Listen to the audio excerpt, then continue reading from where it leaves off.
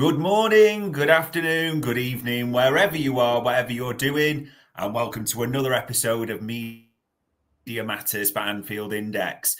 It was a nice weekend, wasn't it? The youngsters were playing, it was a League Two opposition, everyone was happy. And now the stress begins because there's a massive game in just over 24 hours. There's even transfer talk going on as well. And here to join me, as ever, is the renowned and the respected Sky Sports superstar, David Lynch. David, how are we today? Yeah, pretty good. Enjoyable one at the weekend. So, yeah, apart from the fact it was absolutely freezing cold, but yeah, it was a nice, relaxed one. So, really enjoyed that. And yeah, looking forward to I feel like this is a massive week as well. So, yeah, really enjoy these weeks. It was a nice introduction to Accrington. And if you'd have picked an introduction to a massive Premier League game, it would probably be, with the greatest of respect to Accrington, who put up a brilliant showing, a League Two opposition at Anfield where you could play, a lot of the kids and rotate people. But it was just it was a nice performance, a nice game all round, wasn't it? Yeah, it's exactly the kind of draw that you would want to get, literally perfect. And then, not a kind of non-league club as well, whereby it would be there'd be even more fuss around it. It was a really nice draw for Liverpool, and he made the most of it.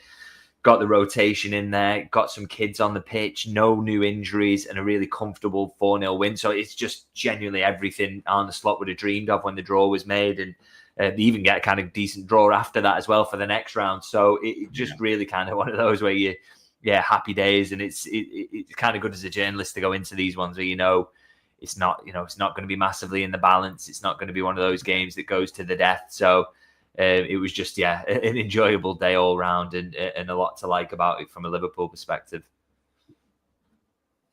Yeah, and as we review this, it's always important, naturally, to keep it in context, who we were playing, the occasion, and all those types of things. But there are a few specific I want to ask you about. And the Trent saga, because that went on. People were noticing when he came up. Does that mean Conor Bradley's first pick now? Has Trent been demoted?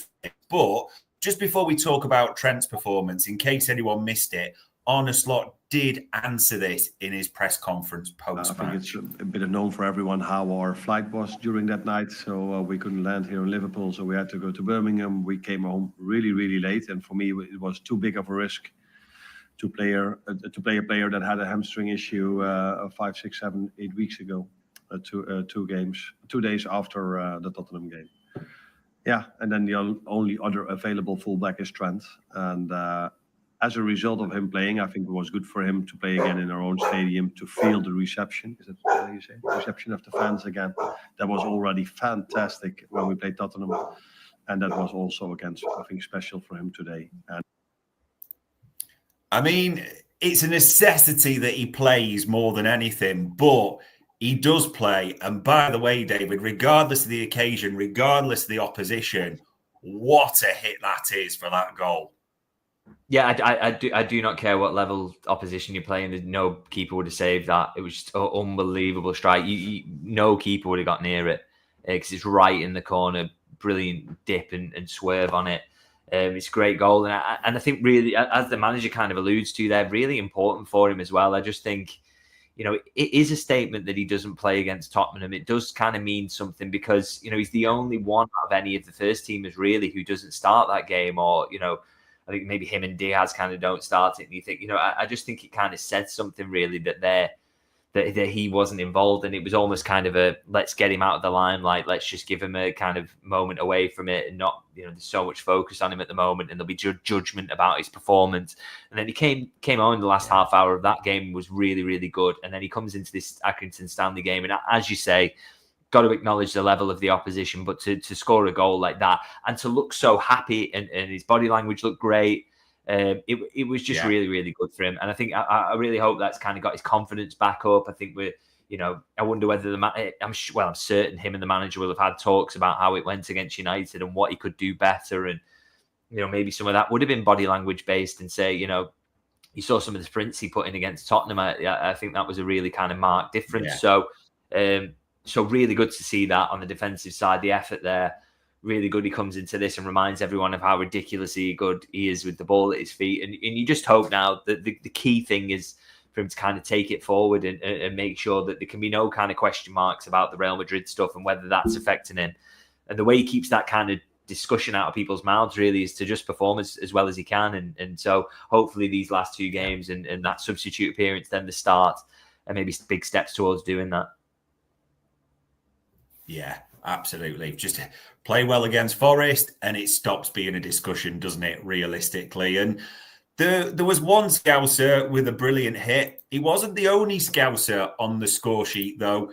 Jayden Danns. And we've just got to play this clip, people, because it may actually be the most Scouts post-match interview we've ever heard. Danzy, Cop End love you. Yeah, I love them too. I mean, yeah, buzzing to get another goal. Obviously, I don't know what it is with that corner, but when I score, I don't know what I'm doing, so I just run over there and, yeah, buzzing to get a goal. It seems like 5 minutes ago you were stood here celebrating the end of last season and Wembley and everything else, but that's the life of a young footballer. Sometimes you have to suffer the injuries as well. 100%. I mean, it's been tough for me, 5 months out, missed pre-season, but keep me head in it, keep going. Obviously got a goal today, so delighted. I mean, it's probably good to talk about Danns first, and we'll also ask about Rio Ngamoa, but it was only a cameo. He came on for Ngamoa as well, but he did a lot in that short period, Jayden Danns, didn't he? Yeah, I absolutely love this player. Honestly, I'm just a massive, unapologetic fan of Jayden Danns. I really, really, really hope that there's a future for him at Liverpool. I think the thing is, it's kind of so difficult to judge from just the youth team football that we see him in and these sort of occasional first team appearances where the level is. Only the coaches can kind of know that, and they'll see him in training about where he's up to and what kind of opportunity he's got to be a Liverpool first teamer. And that level, by the way, is ridiculously high. But just everything I've seen of him, I really like. I can't accurately judge that, and so I could be completely wrong. But everything I've seen of him, I really think there's something there that could be a kind of potential superstar for Liverpool, because he absolutely knows where the goal is. He knows how to sniff out goals, little poachers goals as well. He's really, really strong. He's big. He's not lightning quick, but he's not slow at all either. He can hit them off either foot. And he's just got a really good temperament and personality, which I think shines through in these in his interviews. He's really level-headed, so just loads to like about him. And I think, I just think when he came on, he just looked so lively. He was getting involved in the physical battle. He doesn't mind doing that at all. He can keep the ball and use it well. He wins. The goal starts with a pressing situation where he nicks it as well. So he's just really, really good footballer. And I think Slot made kind of clear, didn't he, in his post-match press conference, that maybe a loan's the move for him. Maybe he just needs to go and get football, and then we know where he's going to be up to, because he gets a chance to show maybe in the Championship what he's all about. And if he can get goals there, then you think, okay, let's see where this can go then. So I think that is probably the next move for him. But I really, really like him. And I'm just not surprised at all that he got a goal and that he was there to get that goal, because he knows where he needs to be and he knows how to finish situations like that off. So, yeah, massive, massive fan. Really hope he makes it at Liverpool. Yeah, and it will be interesting to see what they do with him, so to speak, because a January loan makes sense. I know a lot of people are scrambling to say he should be part of the first team picture, and if he doesn't go on loan, you wouldn't mind seeing him get minutes. But yeah, a loan and regular football might just be ideal for him at this stage. And the other youngster who is not going anywhere, Rio Ngamoa. I mean, there's stardust in those boots, isn't there? Yeah, I couldn't believe he started, to be honest. I mean, I've been a little bit wary about kind of some of the hype that's been around him since he signed, because I was a little bit worried that people were putting too much pressure on him and that we probably wouldn't see him anywhere near the first team for a while, not least because he hasn't even played for the 21s. So I thought, with all this talk, he might get a start. I thought probably no chance of that happening. And I even thought when he got on the bench against Southampton that it was just about where the injuries were, who they wanted to rest, and that he was just there to kind of make up the numbers. But clearly not, because I thought, he comes in for a start here and he was fantastic. Really good feet, really intelligent in his use of the ball, kept it really well. Some beautiful little turns out. He's just, he has got magic feet, as you say, and he looks a massive talent. So to be doing that at the age of 16, it's hugely encouraging. You can see, Chelsea were fuming that he got poached by Liverpool, and it's quite obvious why that was the case.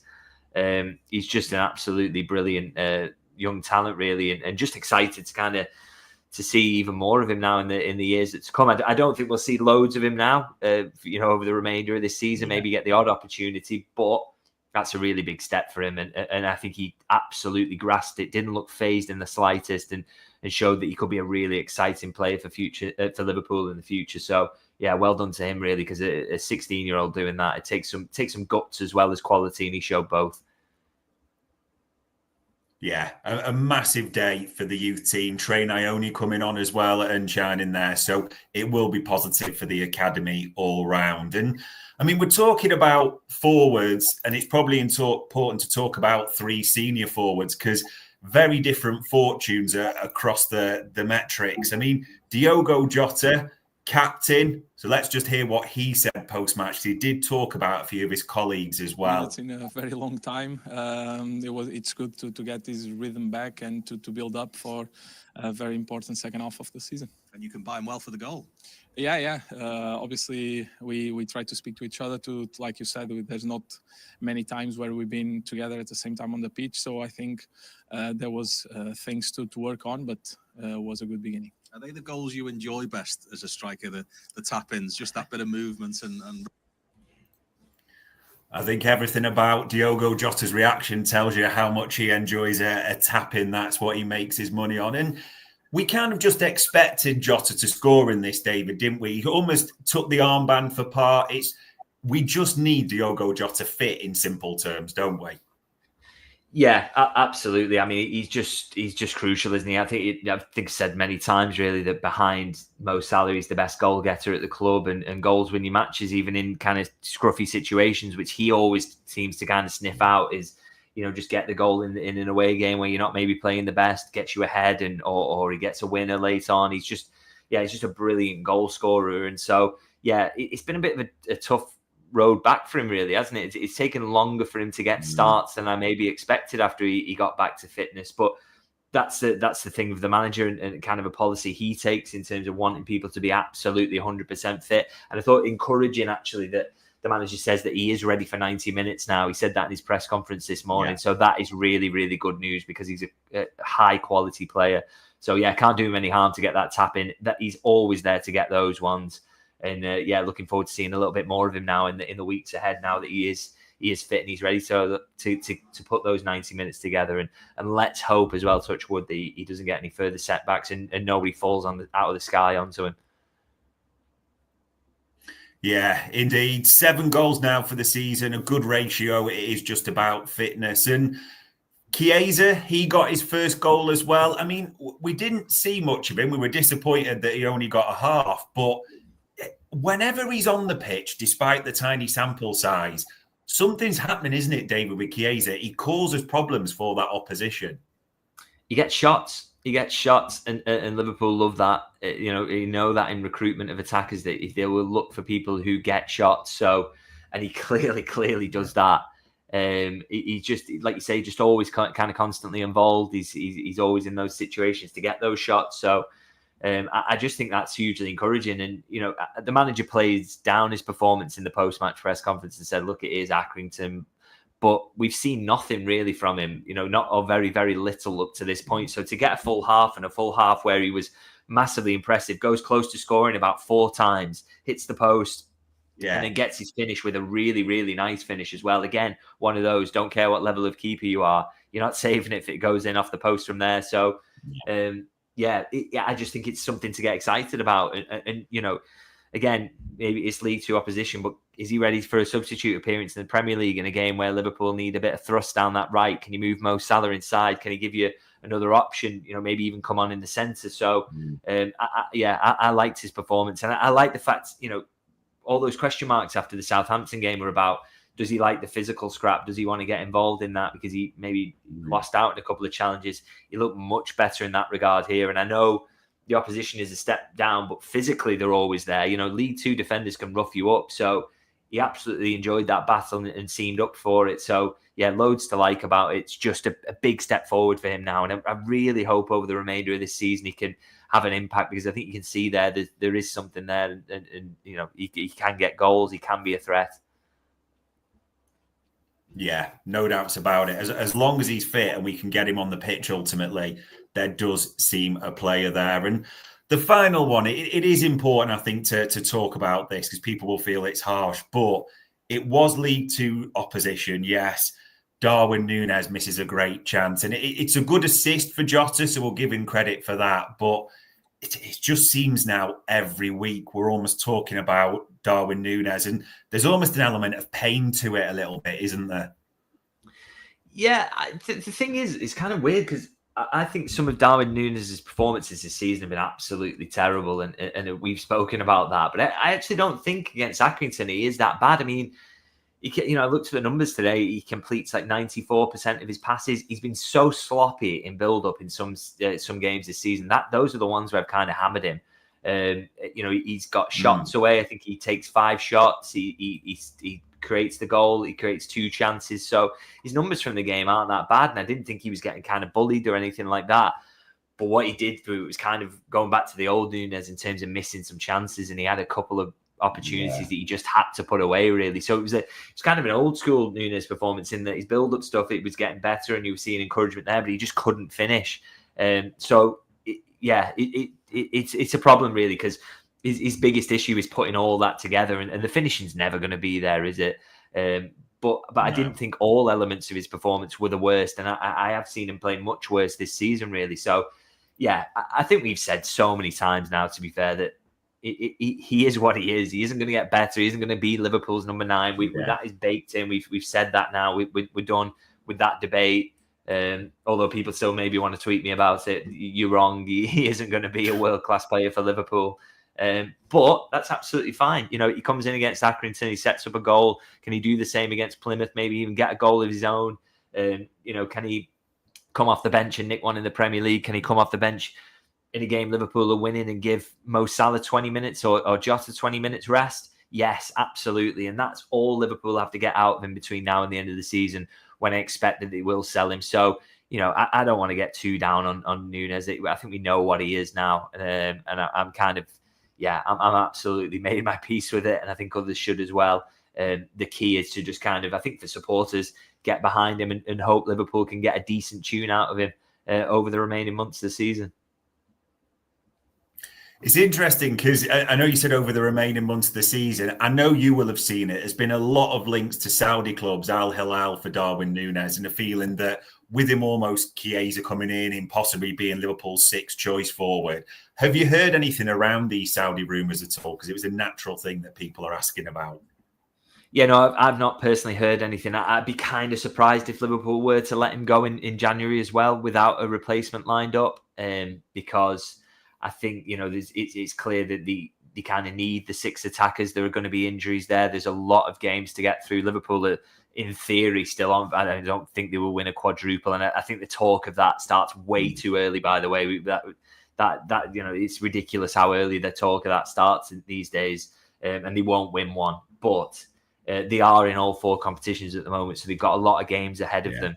So you need, as much as Núñez in the summer, I expect to be sold. I don't think Liverpool would be in a rush to do it now because it will give them a job to do in January that they don't probably want to do. And, they've got a squad that's finely tuned now. It's on its run. So, why mess with that now? That Saudi interest, I guess that the big question is if the player thinks that at this point in his career, that's the right move. I still think he's got something to offer for European teams in a weaker league than the Premier League. Absolutely. So I think that'd be a foolish move for him, but I don't expect either way, whether that's the way he goes or not, for that to happen in January. To be honest, I think that's one that Liverpool would prefer to put a pin in it till the summer. Yeah, it will be interesting, and you kind of feel that if there is any business to be done in January, there has to be a departure. It's interesting to see if that will be Darwin Núñez or not. And one thing I did want to sort of loop back to, because you mentioned it this morning, he was slightly late for his press conference, but it was still an early job from Arne Slot to talk through Forest. I know you were there. There's been quite a few bits sort of come out of that. Was there anything that really stood out from you from the press conference? Any comments that Arne Slot made or anything he confirmed at all? Yeah, well, I thought it was interesting that there was widespread panic about Ibrahima Konaté's fitness after he was in a league team to face Accrington Stanley and then he wasn't. And then everyone took that he was injured or ill or whatever. So absolutely no mention of any issue with him. Only Núñez who's suspended and Konaté, not Konaté, sorry, I'm injuring him now. Sorry, it's Joe Gomez who will miss the game. Konaté, by all accounts, is fit and available. So not sure what all that kind of concern was about. So that kind of stood out to me. And I also like what he said about Wataru Endo, to be honest. I thought that was really interesting. The stuff about just how good a character he is, how impressed he's been by him, not just on the pitch, but off it. And I think Endo succeeded in what he wanted to do, really, in terms of he wanted to show to this manager and prove a point that he shouldn't have been sold in the summer, even though Liverpool were kind of willing to do that deal. And I think he's proved his point completely. So, fair play to him for doing that. I think that's incredibly impressive that he's managed to change the manager's mind on that. And he just couldn't praise him highly enough. So, again, another player who is going to be important over the remainder of this season and in games where helping Liverpool see them out and, maybe even at the weekend to do that or come in for cup games. He's just a brilliant option to have in the squad. And yeah, I really like to hear Arne Slot praising him because it's kind of a different situation to where that relationship was at over the summer. Yeah, and he was man of the match, the official man of the match against Accrington. He's not let anyone down. And probably that dispels any issue or concern or belief that Endo might be departing in January. It seems he's going nowhere at all. And it is important, naturally, that we talk about January. And I know you know where I'm going to go with this. The big headline that nearly broke the internet, didn't it? It was the Ornstein bomb, backed up by Paul Joyce about, and I think the wording's important to discuss here, David. Liverpool could consider a move to sign Kavicha if he leaves Napoli in January. Now, naturally, there's a lot of suggestions, isn't there? Antonio Conte's come out and said, yeah, he's told us he wants to leave. Liverpool's interest, the monitoring, all those types of things. Maybe the easiest question to ask is, what have you heard on this so far? Yeah, so I asked about when these kind of reports came out, and this suggestion was just kind of put to me that, he's a player they've liked for a long time. There's possibility for movement in and around the attack over the next couple of windows. Therefore, spaces may open up, and they'll kind of look at the numbers and see where it's up to, and maybe it's something they could follow up on. It wasn't anything definitive. I mean, I spoke about it on my YouTube channel and kind of said this is maybe something they could go for. They do really like the player, but obviously it has to make sense for them. And at the moment, kind of PSG are making all the running, so we kind of have to see what comes of that. But definite interest in the player that there has been for a while. But in terms of whether that becomes anything, whether Liverpool want to kind of beat PSG to, and whether the player's kind of interested in that, we'll have to see how that kind of plays out. But it's still in play at the moment. PSG are pushing, aren't they? But until that deal's kind of done and absolutely sealed, then I wouldn't say either way whether Liverpool are going to go back in for it, because I still think there's a possibility. Be interesting to see if anything develops with that. And the other forward, and it seems strange when we've talked about left backs, we've talked about midfielders, but I'm probably pronouncing this name wrong. I think it's Stefanos Simas, a striker at Nuremberg on loan for a Greek club. Sam Maguire sort of came out and said Liverpool are very much at the front of the queue for him in his exclusive. Heard anything around this player at all?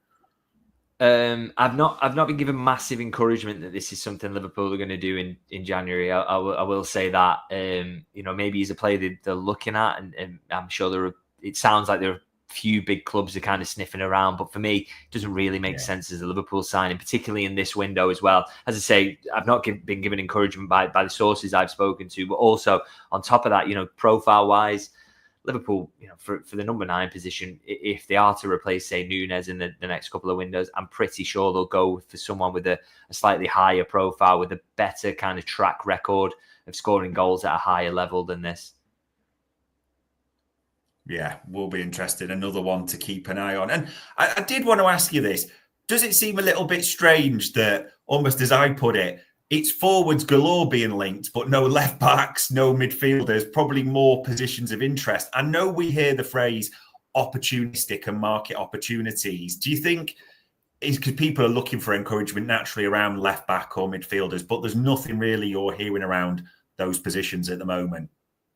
No, particularly left back. I really do think I've been maintaining this line for a while, really, that I just kind of expect that to be something that waits until the summer. I know it's not really what people want to hear, but that's just is my expectation around it. So don't expect a left back to be brought in this window. Midfield is one of those, quite similar to the forwards, really. Maybe an opportunity will come up, maybe one where they think, okay, we can get this player in now, and then that will leave, maybe in the summer, then that's when Endo moves on. So we've got too many now, but in the summer it'll resolve itself. That is possible, but I haven't heard anything about a link or anything that's kind of made me think, yeah, something's happening here. So, wouldn't be shocked, absolutely stunned if Liverpool did nothing in this window. But equally, I wouldn't sit here on the 13th and say that they're not going to do anything, because I think that would be silly to say that as well.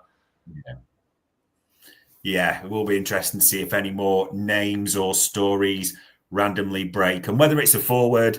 As per you, there does seem a lot of fans of Jadon Danns and wanting him to get an opportunity. Absolutely. Normally, we don't really, seems to be popular, no doubts about it. Normally, I know we don't really talk about contracts, but I just want to play you a little clip. This may be an interesting one, set in a nice little coffee shop, talking about Mo Salah. Moving on to Mo Salah, there seems to be an annoyance that he keeps talking about his situation, but surely he's allowed to. I think he's made it so abundantly clear that he wants to stay at Liverpool, that he loves the club, that he's not considered anything else. And so the reason he keeps talking, this is a man who does not actually like to talk, is because he wants a resolution. Yeah, I think he's just trying to leverage his relationship with fans, isn't he, to put pressure on the club. And I know it's putting certain people's noses out of joint and maybe not comfortable with that, maybe preferring to take a similar tack to Virgil van Dijk. But, I think it's just that he loves it. He loves Liverpool. He wants to be at Liverpool. And therefore, he feels that the best way of going about ensuring that happens is to pile pressure on through the media or through his social media posts. And I just don't think you can kind of begrudge him that. I mean, yes, I'm sure from a Liverpool fan perspective, maybe the Van Dijk approach is slightly better in terms of he keeps it quieter. He's not talking about it as much. I'm sure that would probably be the preference. But this guy is just an absolute phenom, and he has been since the day he walked in the door. And so, I mean, interesting. It feels like I'm asking you, talking about you said about contracts. So I don't know if we're almost in a vortex now as we're asking this, but contracts wise, as we sit here now on Monday, the 13th of January, is there a little bit of a surprise for you that the latest updates is almost Trent silence, Van Dijk and Salah no further ahead? I mean, because I know it's not absolutely critical, but you can understand a lot of fans are just starting to get a bit nervous. We're not hearing much at all. Yeah, I think if you'd asked me early in the season, I would have liked to have thought that maybe one of them at least would be done by now. So I'm a little bit surprised about that. But I mean, they go from this is the thing I think we kind of forget as well, is they go from not done to done like so quickly. That progress happens rapidly. It can take one little breakthrough and then all of a sudden the players holding up the shirts and it's done. So I'm not overly worried about that or panicking or anything like that. I'm finding it hard to panic about these contract situations full stop, just because, I think this is an engrossing season and a really exciting one for Liverpool. And I don't think all the focus should be on the contracts really. And I just think, we've said so many times, it would make so little sense for Liverpool to let these players go on free transfers that I just can't see a world where it happens, not least because two of them have concretely said that they're desperate to stay, and the other one is a Scouser who the club really wants to keep hold of as well. So I'm just not that panicky about it yet. I know it's late, and I know, maybe these deals are going to get done so far down the line that it's surprising, but, two of them really, really want to stay. The other one, maybe there's a question if he's made his mind up or not, but still you would expect Liverpool could get it done. So I'm just not that shocked really, and I'm not that panicky about it yet. As I say, it will come out of the blue when it gets done. So and that could be any time. It could be next week, it could be the week after, it could be a couple of months down the line. But I'm still, until I'm given reason to think otherwise, I still retain a confidence that they will get done. Yeah, fingers crossed on that. It would be nice if something broke anytime soon. And speaking of soon, it's the Forest game. I mean, this is absolutely massive. And if we look at their form at the moment, David, I mean, they've won 5 in a row. and they've only conceded 1 goal in those 5 games. This is going to be a massive game and massively tough, isn't it? Yeah, really tricky. I got a little bit nervy around this game, if I'm honest, for Liverpool. I think because their form's been a little bit wobbly recently as well. You just think, you're not going into it with as much confidence maybe, but maybe that kind of sharpens minds for Liverpool as well, and they know just how tough this is going to be. So that might be helpful to them. But yeah, there's just no getting away from the fact that you're facing a hugely informed Forest side. The atmosphere is going to be crazy there because they hate Liverpool as it is. But, a chance to kind of bloody their nose and maybe put themselves in a title race, which, who would have thought they'd be saying that?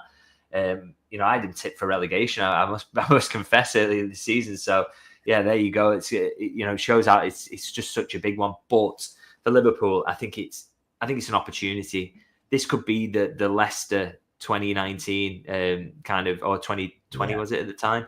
It's a huge game this, where Liverpool can. Oh, it was 2019, wasn't it? Because it was Boxing Day.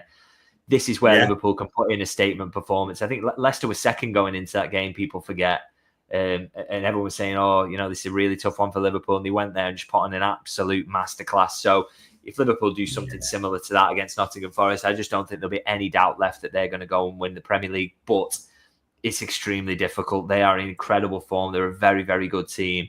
And they play a sort of football that is so, set up really to bloody the nose of a big club, to, that deep lying, deep block that can frustrate you, and then so much quality and pace on the counter. So just no getting away from the fact it's going to be really, really difficult. But like I say, that makes it even more important if Liverpool do win. I think it has bigger, wider ramifications than just the 3 points. Yeah, absolutely. 3 points would be big, but it just feels like it would break the spirit of a lot of competitors, so to speak, as well. And team-wise, are you feeling that because of what we saw against, it's quite easy to pick 90% of this lineup? Yeah, you would think so. I think we've got a really kind of settled first team, really, haven't you? I think it's obvious that, Robertson comes back in at left back. Obviously, the rest of the back 5 kind of picks itself. Central midfield, Szoboszlai's ready now. I think I think Liverpool have missed his legs a little bit in recent games. And I think in an away game like this, where you're trying to stop counters, he will be absolutely massive. And then that front line, as you say, with Jota, the manager said he's ready to play 90 if he wants him. I think that's a big pick, actually. I think the attack is the one where I'm kind of like, does he just go with that Diaz up front, which he really seems to like, or is Jota ready? And you put Diaz in on that left-hand side, all the graft and the work that you get from him, because that's your 2 best pressers, arguably, out of any of the forward line, is to have Jota and Diaz in there as pressing on that kind of left and up front, and then obviously Mo gets to cheat a little bit, but that's probably your best pressing front 3. So it'd be interesting to see what he does there. I don't know if I could pick that one really. I'm really fascinated to see what he goes with, but I think the rest of the team pretty much picks itself. Yeah, it's tough because Jota's played the full 90 minutes, but Forest do not give up many chances. And if there is the one chance that maybe drops to someone, it sounds harsh, but you'd drop to Jota over Diaz realistically as well. So, yeah, that probably will be the one position we'll have to see. And we finish as ever with wider football bits. I mean, there's a couple of things happening in the football world outside of the transfer window. Everton, Sean Dyche is gone. Surprised at all, or kind of expected it with a new ownership coming in? Yeah, not totally stunned, because obviously Everton's position is not great. They're in this new era, but I did kind of think that they would wait till the end of the season. And you read some of the reporting, it sounds like they were willing to do that as well, actually. And Dyche kind of forced a hand with saying that he's, doesn't feel he can take the team forward anymore, and they felt that they needed a change there. So, yeah, it's an interesting one. I think, as I say, I think it was always going to happen at the end of the season. They were going to get their own man. Although when they were going to do that, I would not necessarily have picked David Moyes as the man that they went for. I maybe thought they would go for a more kind of. I think Moyes is brilliant, by the way, but I think maybe a kind of more of a modern coach, a younger coach. But they've obviously gone down that route and the sentimental route, and I don't really know what that kind of means for the rescheduled derby. We'll have to see. That's an interesting one. Does that make it harder? Does it make it easier? I'm not so sure. I don't think Moyes' record against Liverpool was particularly great, but you can only play that game on its merits when it finally comes around. So we'll have to see. But yeah, Interesting to see if that gives them a little bounce now and if they can get up the table, because I don't think they'll get dragged into it anyway. There's too much kind of dross below them, to be honest. But yeah, they'll be hoping that Moyes can inspire a bit of a turnaround. Will be interesting to see what happens around Stanley Park. And then if you look at the league, I mean, they're 6 points behind us. We have a game in hand. We're playing Nottingham Forest beforehand. Arsenal get another injury. I mean, on top of Saka, Wanyeri, Jesus is stretched off there now as well. I know you've never been fully confident or believing that Arsenal are really challengers who can sort of go late in this race. But if they don't bring anyone in as an attacker now, there surely is practically no chance for them. Yeah, I'm struggling to see it. I think the only way they can kind of salvage the season is if they sign a centre forward or a winger of some sort who hits the ground running and scores a lot of goals between now and the end of the season. And I'm not seeing any links or any suggestion that they're going to do that.